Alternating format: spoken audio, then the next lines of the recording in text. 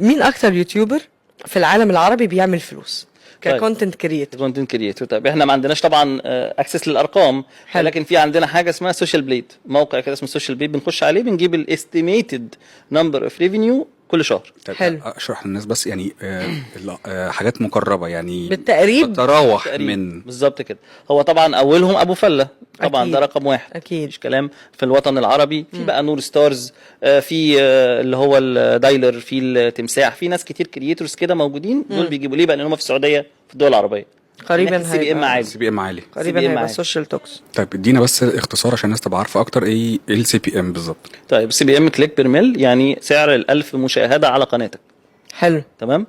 بتختلف من دوله للتانيه على حسب يعني من اللي عرفناه من تيم جوجل استقرار الدوله دي عامل ازاي. فالدول العربيه زي السعوديه والامارات الدول دي كلها السي بي ام فيها كويس. مصر للاسف بيبقى نص دولار، لو القناه قويه جدا بيوصل $2 بالعافيه.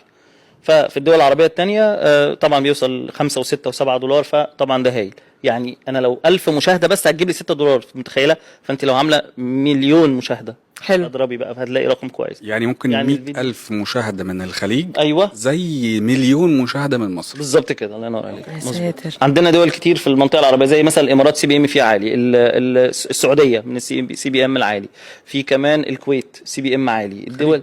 الدول الخليج يعتبر معظمها السي بي ام فيها عالي. شمال افريقيا شمال افريقيا دايما بيبقوا اقل شويه بالظبط. الجزائر، تونس، المغرب، كندا برضو عاليه، امريكا طبعا عاليه جدا. امريكا طبعا من الدول العاليه جدا، بس للاسف في مشكله في امريكا ان احنا بتسحب ضرائب، بتاخد ضرائب. القانون الجديد بتاع يوتيوب قال لك هناخد منك 15% ضرائب على مشاهدات في امريكا. اوف كتير قوي. بالظبط كده 15%، لازم تكون حتى ماضي فورم عشان الضرائب دي ما تبقاش 30% كمان.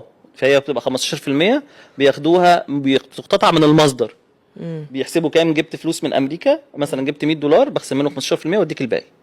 اوكي. فده بالنسبه للحسبه بتاعت الفلوس. يعني انا لو استعملت الفي بي ان مثلا علشان النسبه تبقى اعلى، كل ده كان بيعدي من 8-9 شهور بس. خلاص التيم بتاع يوتيوب التكنيكال تيم قفش الثغره دي وخلاص وحلها، ومفيش حد يقدر يعمل موضوع الفي بي ان. يعني لو انا بعمل فيديو مثلا في مصر وشغلت الفي بي ان ان انا في الامارات عشان السي بي ان بتاعي يبقى عالي، هيعرف ان الفي بي ان اصلا ممنوع، مجرم اصلا عند يوتيوب، ممنوع استخدامه. اوف. ممنوع اصلا استخدامه. بيسميه كليك بيت او بيستخدم سبامرز او بالظبط سبامنج على المحتوى. وكان في ناس عملت منها فلوس حلوه، بس خلاص الموضوع يعني كان ممكن عادي ان هو في مصر ويعمل في بي ان ان هو في الامارات. بالظبط كده. كان ممكن يعمل ده، بس فدي من الحاجات برضو المحظوره اللي بنبه على الناس اللي ما حدش يعملها خالص، لان هي ممكن تضيع القناه كلها. حاجات كتير بقى، ايا كان مشاهداتي قويه، ايا كان طبعاً. القناه عليها صح فولورز كتير. الكلام هم بقى اللي هم بيستغلوا القنوات الكبيره ان هم ياخدوها او يسرقوها وات يعملوا فيها ايه ويجيبوا عليها المشاهدات دي ويسحبوا الفلوس. فهي عصابه كده كانت بتعمل الموضوع ده، بس الموضوع ده خلاص يعني ما بقاش ليه جدوى خالص دلوقتي.